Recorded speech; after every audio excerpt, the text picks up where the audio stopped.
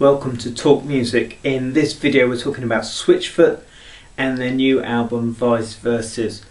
Well, my Switchfoot story I guess began in 1998, seeing them play live when they were still a three-piece and absolutely blown away. A band that could cover Respect, a song that you most often think of Aretha Franklin when it's mentioned, and do it so well as a three-piece white guy rock band. And I guess about 10 years later I saw them again, just after Oh Gravity came out, and I got to confess I was very underwhelmed at that point. But I saw them again, caught them at a festival after the release of Hello Hurricane, and I was completely awed by just how good they were, how good the show was. It was fantastic. And so, new album, Vice Verses, comes with a lot of expectation on my part, and I'm going to take a stroll through my first listen thoughts. And this is, although I'm recording this after my first listen, this is an honest reflection of what went through my head as I lay there on the sofa with my headphones on, giving the album a good listen to. So it kicks off with Afterlife, and straight away you know you're listening to Switchfoot, even if I kind of heard strains of Oasis in the vocal on that. The standout lyric would be, "Why would I wait till I die to come alive? I'm ready now." But in spite of that, for me, I never felt the song really exploded.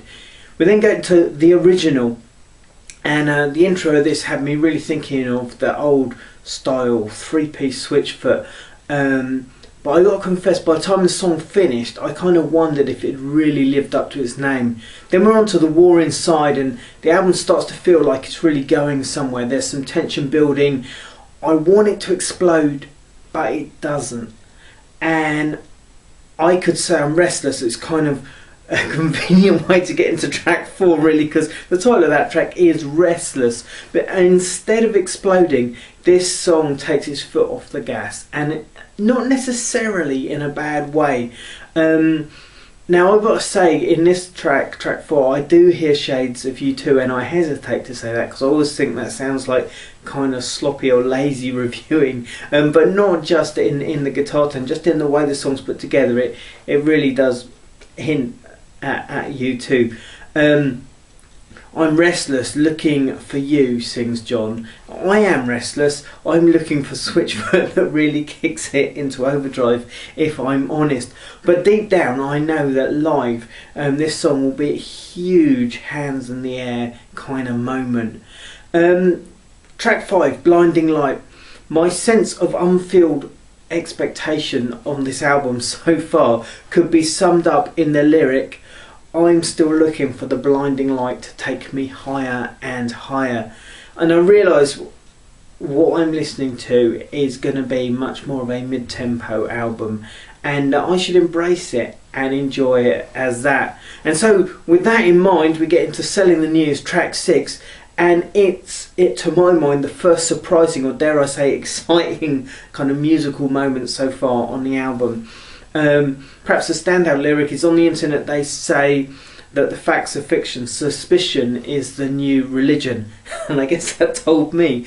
This is perhaps an obvious kind of rant against the media, but it's not an obvious kind of song, certainly not obvious for Switchfoot, and it's all the better for that.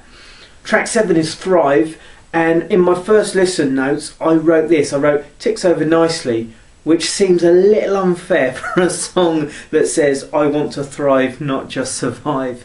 Dark Horses is track 8, and from its heavy riff in the intro, the track develops into what, in my mind, is the first chorus that really sounds like it's got some urgency to it. And towards the end of the song, it's saying, "Keep running with the dark horses." And I like the sentiment of that. I just kind of wish that the horses were dark and crazy. That would be really cool. Souvenirs is track 9. If I had to pick a weak song on the album, I would say that this is the weakest, or at least the song that grabbed me the least. And in what I assume is not a reference to movie franchise, the song toasts the passing of time and says, "Here's to the twilight, here's to the memories, my souvenirs." Track 10 is Rise Above It. Now, unfortunately for me, this just brought back to mind sort of memories of the Switch Off the Dark single. but this is more energised than the track that Bono and the Edge wrote. And it says, turn it up loud, let's hear this loud and clear. Just because you're present doesn't mean you hear it. Feels optimistic, and I like that. Track 11 is Vice Verses, which is the title track of the album. And as the intro started, I was thinking, this is not the song I expected it to be. This wasn't how I kind of heard it when I looked at the artwork for the album. This wasn't what I thought the title track would be about. But as the song really goes in, you realise why it's the title track. I know that there's a meaning to it all is probably one of the key lyrics in the song, and it's one of those songs that just works.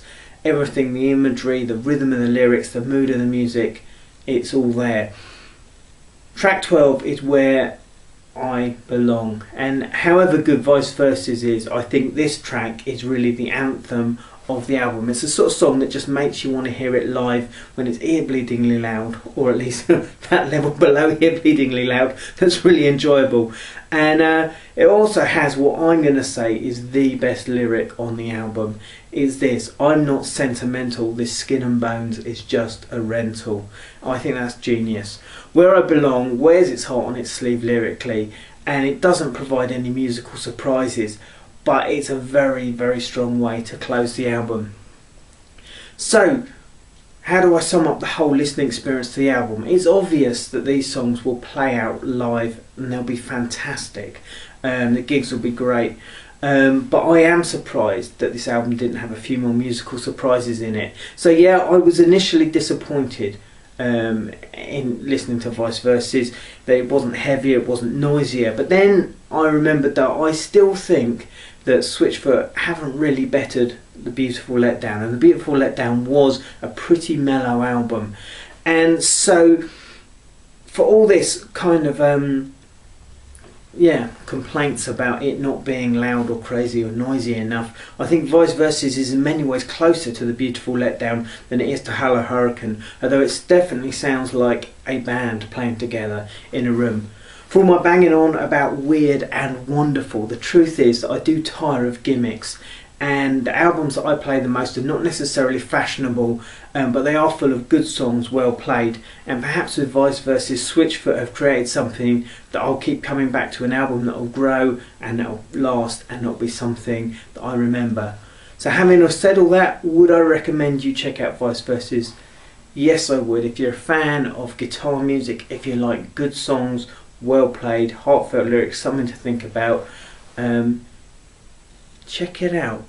And for all the fact I've said it's not heavy and it's not rocky, it is a rock album, it is a modern rock album, and if that's your cup of tea, if that's the sort of music you're into, then it's definitely well worth a listen. It's very well produced and it's a great bunch of songs. So thanks very much for watching, and if you have an opinion on Switchfoot or on Vice Verses, then do feel free to leave something in the comments down below.